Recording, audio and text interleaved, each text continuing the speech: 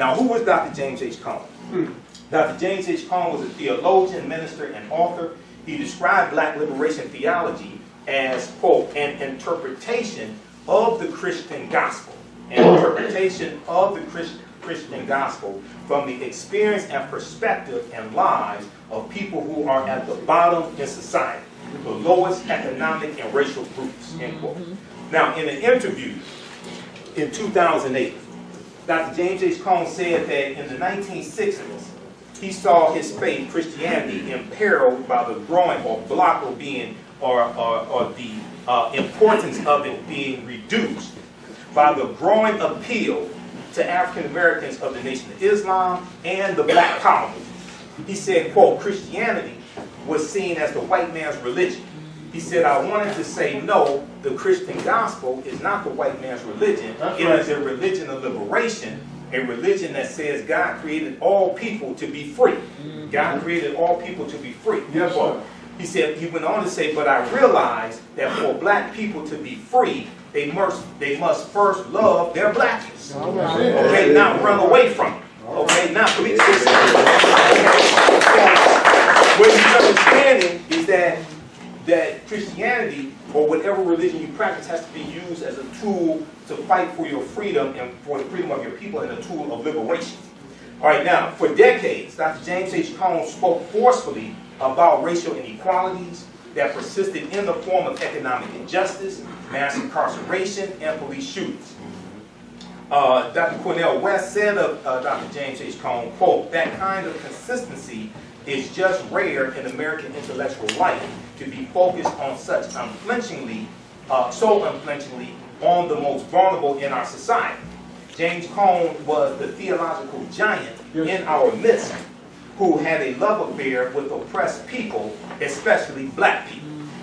So when he passed away, they had an obituary. They had a big article at the New York Times website on James H. Cone. It's called James H. Cone, a founder of Black Liberation Theology, dies at 79.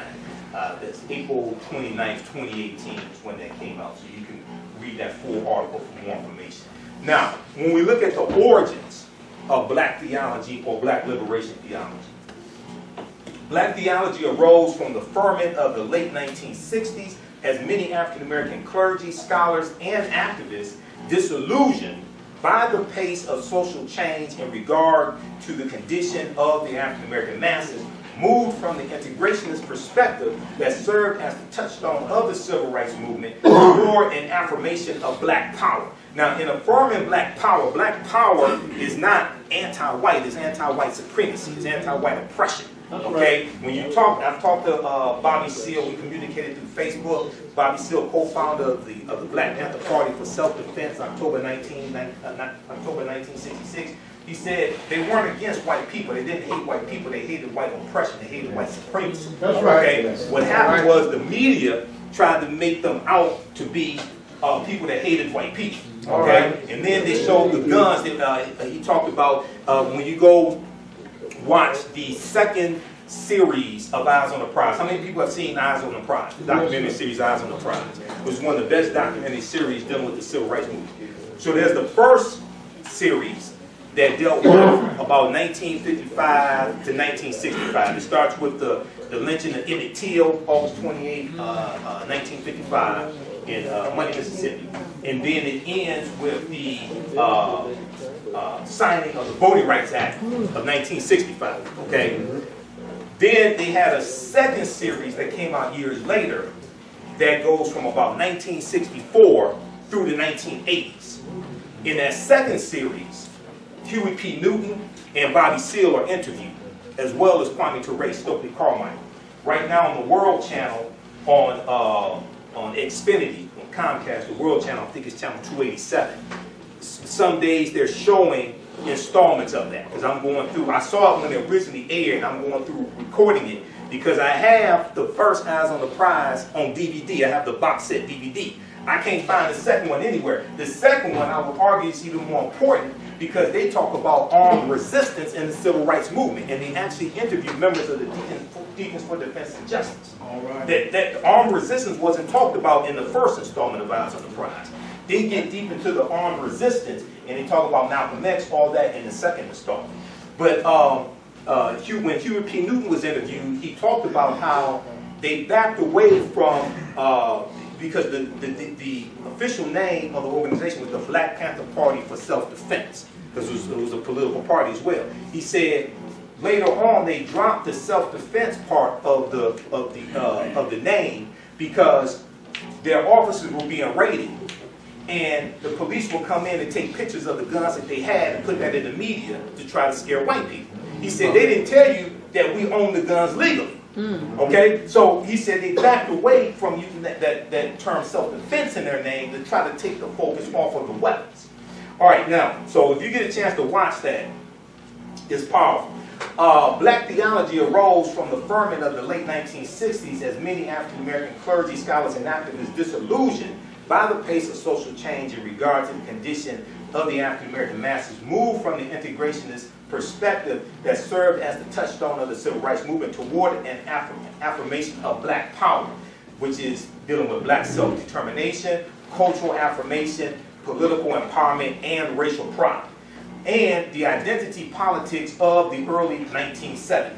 Okay, now just a quick point, because I got to say this. When they talk about, if you actually study the civil rights movement, right? You study Dr. King, you study John Lewis, you study the different civil rights organizations, things like this. The main fight was for desegregation. The main fight was for desegregation. They wanted first-class citizenship. They wanted all their rights now. And when you look at the Montgomery bus boycott, the goal wasn't to sit in the front of the bus with white people. The goal was to break the back of segregation, first in Montgomery, Alabama, secondly in the state of Alabama, because segregation was written into the Alabama State Constitution in 1901. That wasn't just something that Montgomery made up. After Reconstruction ends in 1877, I teach a whole class dealing with history from 1800 through 1970. Actually up to 1971, when Richard Nixon declared his war on drugs, June 17, 1971. That's when the war on drugs began. With Richard Nixon, somehow people forget that. I don't know how they forget that. But that's another conversation. But Richard Nixon is also talked about in Eyes on the Prize. You got to watch this, okay? I put it, maybe Deacon McConaughey, I recorded some of it with my camera phone last Saturday morning, about 5 in the morning. I was up late doing research. And they talk about Richard Nixon winning the 1968 presidential election.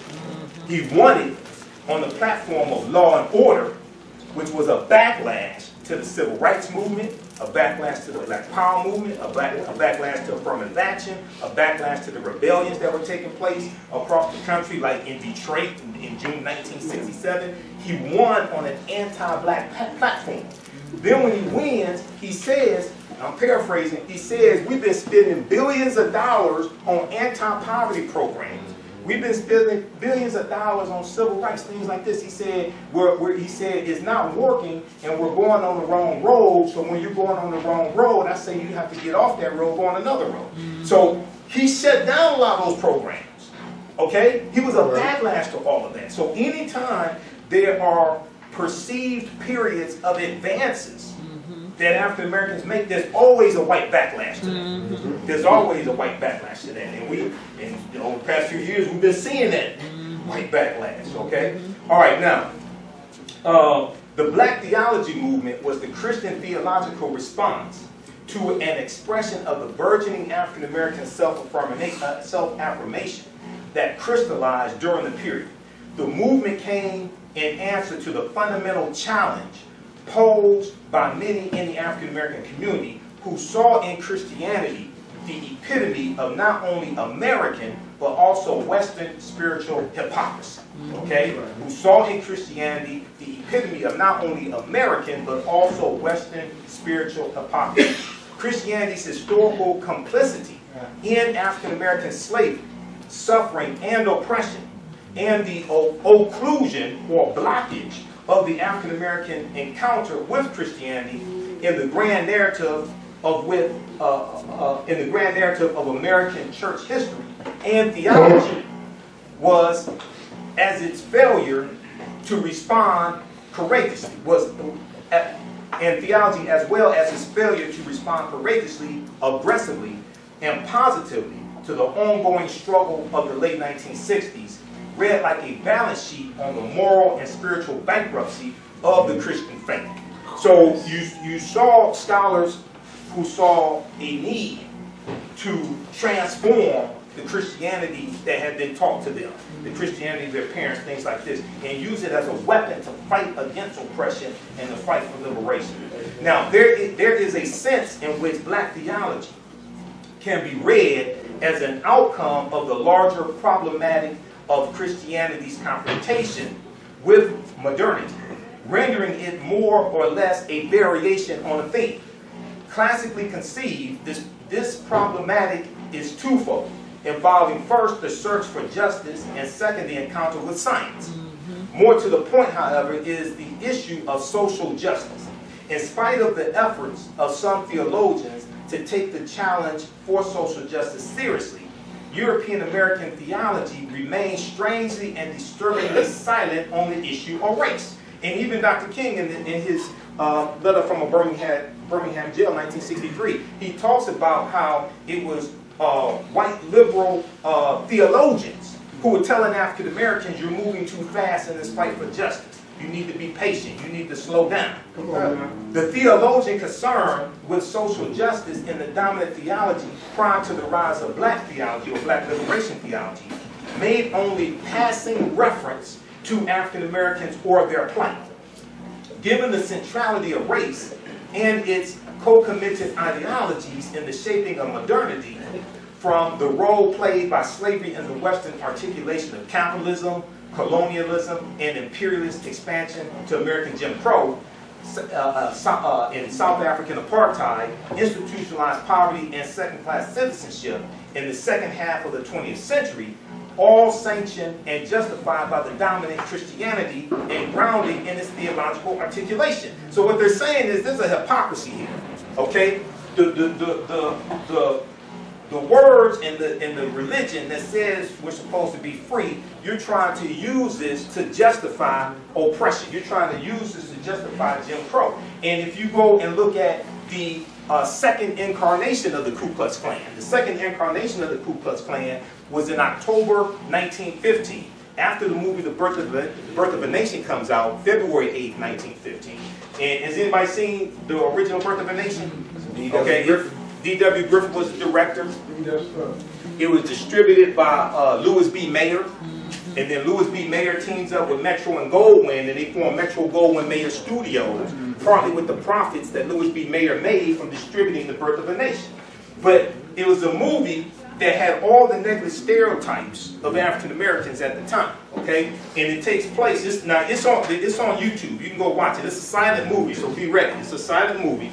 It's a 3-hour movie. Okay, it was the longest movie at the time, the most expensive movie, cost $100,000 to make. Okay, the movie is based upon a novel by a man called the Reverend Thomas Dixon.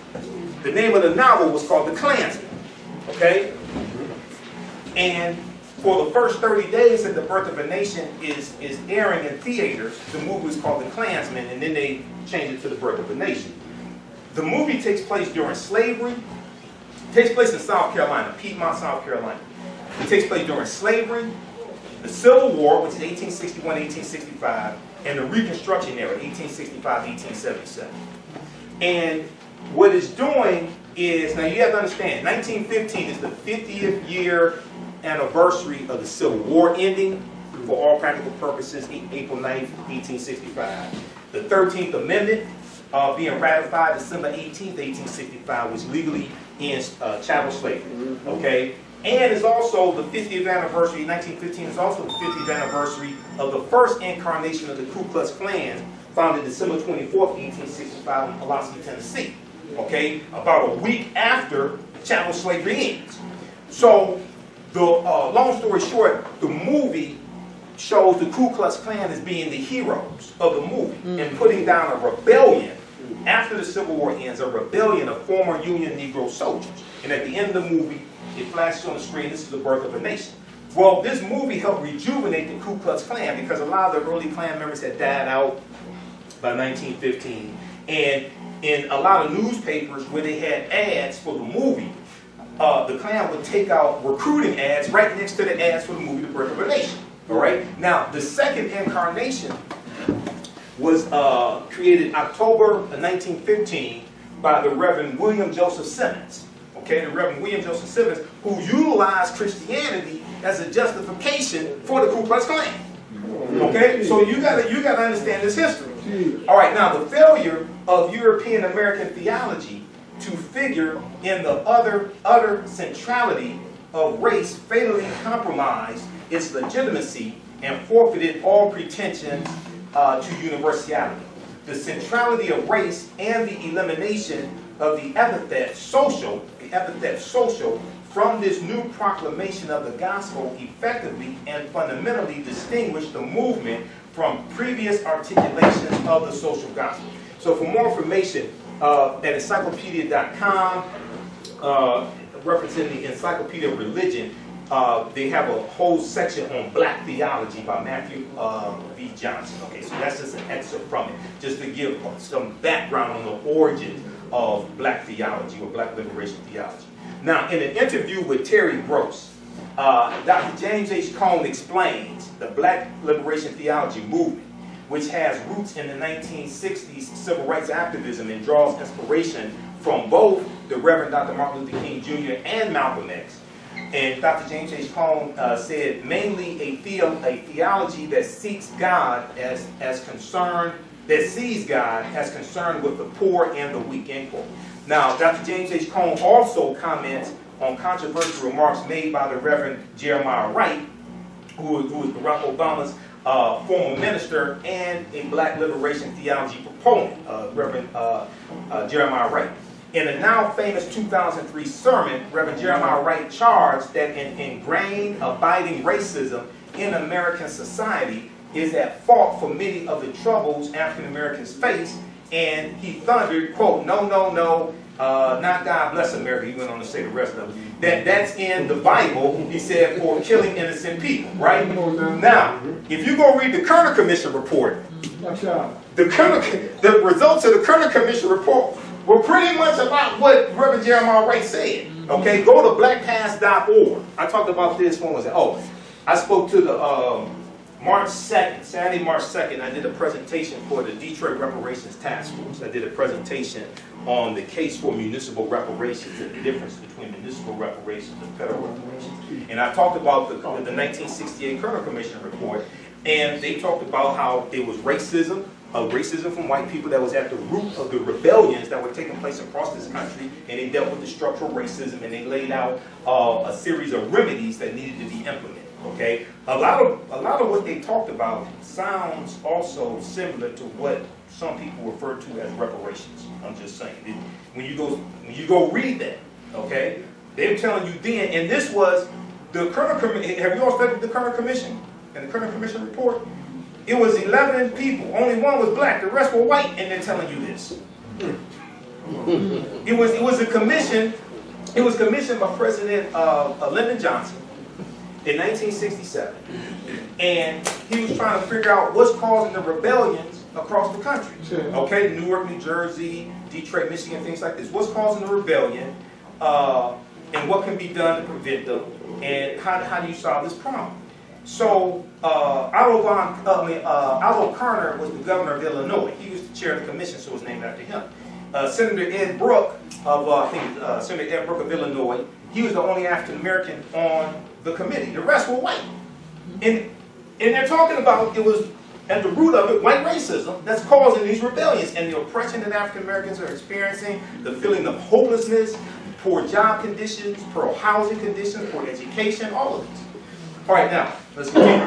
Dr. James H. Cone explains that at the core of black liberation theology is an effort in a white-dominated society in which black has been defined as evil, in which black or being black has been defined as evil, to make the gospel relevant to the life and struggles of American blacks or African Americans, and to help black people learn to love themselves It's an attempt, he says, quote, to teach people how to be unapologetically black and Christian at the same time. Yes, sir. Okay, somebody needs to come up with a T-shirt with that slogan. Yeah. Okay, you can pay me royalties on it. I'll take 1%. Okay, unapologetically black and Christian at the same time. All right. So more information. Read this article here from NPR.org, National Public Radio. Black Liberation Theology in its founders' words. Black Liberation Theology in its founders' words. This is from March 31st, 2008. Okay, now some early examples of Black Liberation Theology, even before the term came about. Okay, one would be the Free African Society. How many people are familiar with the Free African Society in Philadelphia, 1787? And when you go back and study these organizations, these cooperatives that were started, different things like this, you go to the 1700s, we're using the term African. It's not until probably the late 1800s and the early 1900s that you start seeing color. But we're using Free African Society, Free African Union, African Methodist Episcopal Church. You start seeing this Grand African Lodge. You'll see this, and then you go into 1892, the National Afro-American League. Then 1898, the Afro-American Council. These were two of the first civil rights organizations, because the term Afro-American dates back to the 1830s. Y'all know this, right? It didn't start in the 1960s. Amen. And while we're on the subject, the term African-American was not created by Reverend Jesse Jackson. The term goes back to 1782 in Philadelphia, Pennsylvania. Okay? There are two articles from the New York Times that talks about the term African-American is older than we thought. That term goes back to 1782. And even in the 1960s, we were using the term African-American. Malcolm X used the term African-American April 3rd, 1964, in the Ballad of the Bullet, the version that he delivered to Corey Methodist Church in Cleveland, Ohio. He used the term African-American then, and that's 1964. So hopefully we can stop with this myth that Reverend Jesse Jackson reintroduced the term African-American. He did not create it. But the Free African Society, this was one of the first mutual aid societies, one of the first types of cooperatives that we had. Richard Allen and Absalom Jones. In 1787, Richard Allen and Absalom Jones, Protestant black ministers in Philadelphia, Pennsylvania, formed the Free African Society, also known as the FAS, of Philadelphia. And this was a mutual aid and religious organization. The co-founders were Samuel Boston, Joseph Johnson, Kate Freeman, Caesar Crancho, James Porter, and William White. The organization founded by these men was a church, it was a mutual aid society, and an embryonic political cell. Because, so slavery still, this is still during the time when you have slavery in some states, many states in the U.S. You have a few that have abolished slavery by now.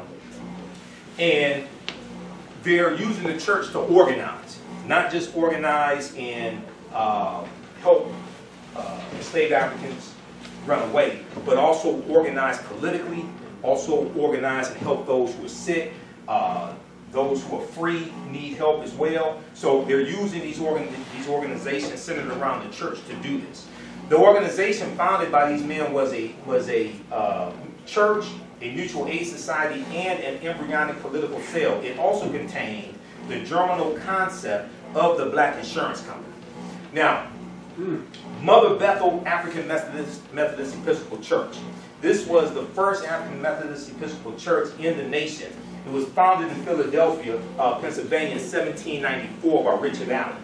And Richard Allen is a former slave. Okay, so he co-founds the Free African Society in 1787. He goes on to found the African Methodist Episcopal Church in 1794. Now, Allen founded Mother Bethel AME after the church he had been attending, which was St. George's Methodist Episcopal Church in Philadelphia. This church began segregating its parishioners by race. Okay, the perceived need to segregate white and black parishioners at St. George had its roots, ironically, in the preaching of Richard Allen, who had been an itinerant preacher, and in 1786 began preaching a 5 a.m. sermon at St. George. Richard Allen's sermons proved so popular with African American Philadelphians that St. George soon became overcrowded.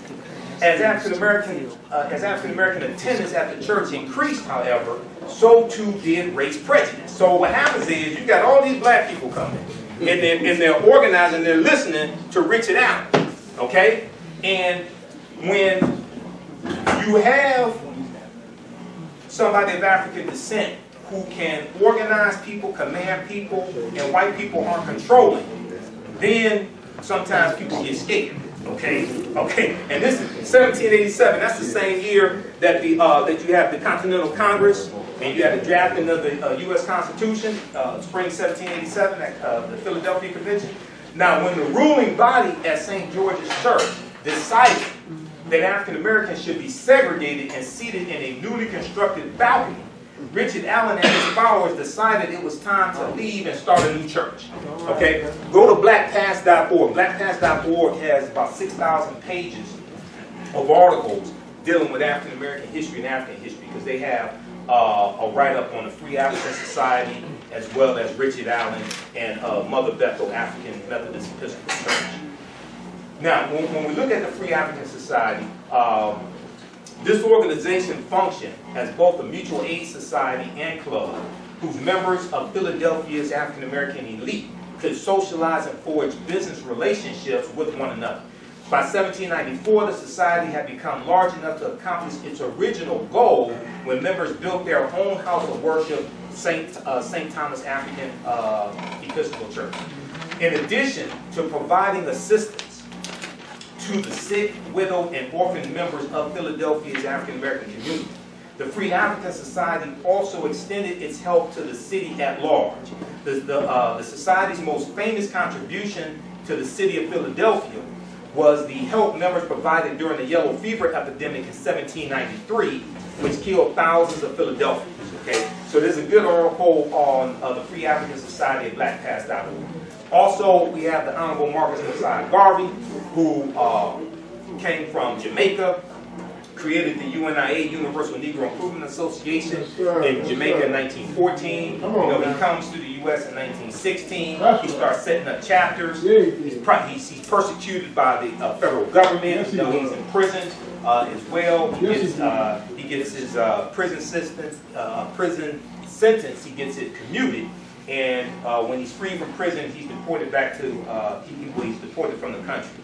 Now, Marcus Mosiah Garvey was one of the most influential 20th century black nationalists and Pan-Africanist leaders, who was born August 17, 1887 in St. Ann's Bay, Jamaica. He was greatly influenced by Booker T. Washington's autobiography, Up From Slavery. Garvey began to support industrial education, economic separatism, and social segregation as strategies that would enable the ascent of the black race. In 1914, Garvey established the UNIA in Kingston, Jamaica, adopting Booker T. Washington's inspirational phrase, "Up, you mighty race, you can conquer what you will." We also know he was a Christian, but he preached a type of black liberation theology. By May of 1917, Marcus Garvey relocated the UNIA in Harlem and began to use speeches and his newspaper, The Negro World, to spread his message across the United States to an increasingly receptive African American community. Okay, and most of the chapters are going to be in the North. During 1917, this is the beginning of the Great Migration, which is 1915 to 1970. 6 million African Americans migrate from the South up north and out west. 1917 is the year that the U.S. gets involved in World War I. World War I is 1914 to 1918. And after World War I ends in 1918, then the following years was known as the Red Summer of 1919. You have 25 major race riots across the country. A lot of these white men are coming back from war, and they can't find jobs. Okay, there are 5 million men who fought on behalf of the U.S. in World War I. Most of them were white. You're going to have some that are African American. You have about 380,000 or so that are African American. But what happens is when these white men go and fight in World War I, it leaves a labor vacuum here in this country. You have plants and factories up north that are marketing to African Americans in the South, on the cotton plantations, things of this nature, to come up north for a better way of life and better wages. So when these white men come back home, the jobs that they have are being filled by African Americans and immigrants who are here, okay? And this explodes in a racial explosion across the country called the Red Summer. You have a big race riot you have them in Washington, D.C., you have them in Chicago, that's a big one, July 1919 in Chicago. You have them in Elaine, Arkansas, where you have over 200 sharecroppers who were killed in Elaine, Arkansas. And it was James Weldon Johnson, who just so happened to be a member of Phi Beta Sigma Fraternity Incorporated, my fraternity. James Weldon Johnson is the one who named it the Red Summer because he said the streets of America were flowing with blood. James Weldon Johnson is also the one that wrote the lyrics to what became known as Lift Every Voice and Sing, which is the Black National Anthem. He wrote that in 1899, 1900. Now, for Marcus Garvey, his major audience included thousands of Southern blacks who were then migrating from the shadow of slavery and the plantation to the urban north. Black veterans of World War I were another Garvey audience. Most of them had experienced both French equality and U.S. military bigotry and returned home as militant race men. So they were called race men. They were also called the New Negro. And this was a new sense of pride. It was a new ideology, just like the Black Power movement was a new consciousness among African Americans. Coming back home from fighting in World War I, these brothers were saying, we fought for this country, we shed blood for this country, we want all of our rights now. We want first-class citizenship now. We're not going to deal with the racism, the lynchings, the segregation, things like this. And this is what they were fighting for. So when the Red Summer 1919 happens, many of these former World War I veterans, these brothers are out in the streets in their uniforms with their guns fighting against the white supremacists. Right. The same thing happened in 1921, June 1921, when you had the Tulsa Race Massacre.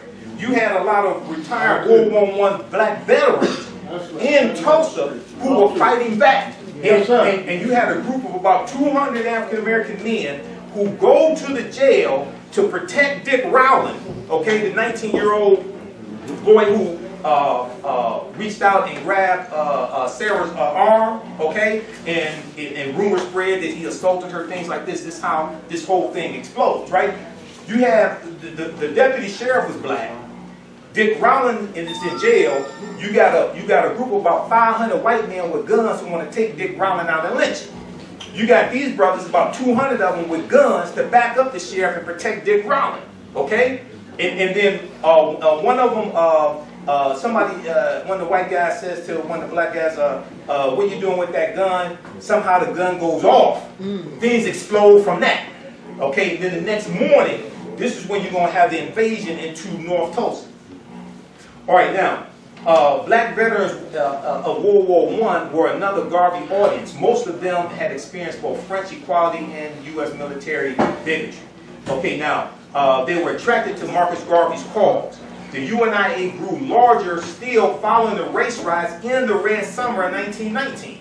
Okay, so go to blackpast.org. Go to our website, AfricanHistoryNetwork.com, AfricanHistoryNetwork.com. Okay, there's a 10-week online history course called Ancient Kemet, the Moors, and the Ma'afa, Understanding the Transatlantic Slave Trade, what they didn't teach you in school. I teach the class on Saturdays, 2 p.m. to 5 p.m. Eastern Standard Time. Our next classes are Saturday, March 9th, Saturday, March 16th, March 23rd, and March 30th. Okay, and then we have a few more classes after that. The class is on sale, $80, regularly $130. We do the sessions live. All the sessions are archived and recorded. You can go back and watch this anytime. So even after the course is over with, you can go back and watch the entire class, okay? And instead of 10 sessions, we're going to do at least 11, possibly 12. The course outline, the lesson